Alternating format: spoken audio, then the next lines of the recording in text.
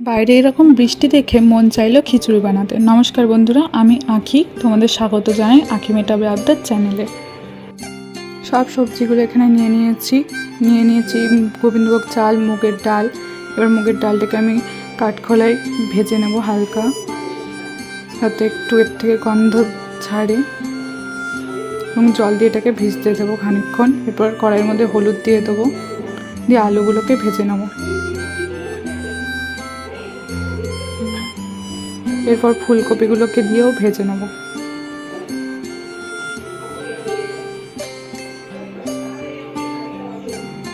তারপর তেলের মধ্যে শুকনো লঙ্কা ও তেজপাতা দিয়ে একটু নাড়াচাড়া করে ভেজানো ডালগুলোকে কড়াইয়ের মধ্যে লবণ ও হলুদ দিয়ে ভালো করে মিশিয়ে নিয়ে ভেজানো ডালগুলোকে আমি এর মধ্যে দিয়ে দেবো।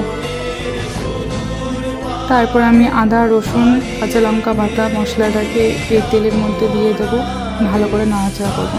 ডালটা সেদ্ধ হয়ে আসলে এরপর এখানে শুকনো লঙ্কার গুঁড়ো দিয়ে দেবো, ভালো করে নাড়াচাড়া করব। তারপরে আলু ও ফুলকপি ভেজে রাখাগুলো এখানে দিয়ে ভালো করে মিশিয়ে নেব।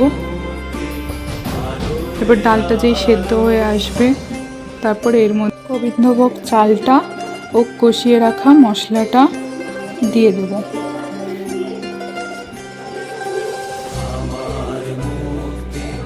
এরপর এগুলোকে সেদ্ধ হতে দেবো।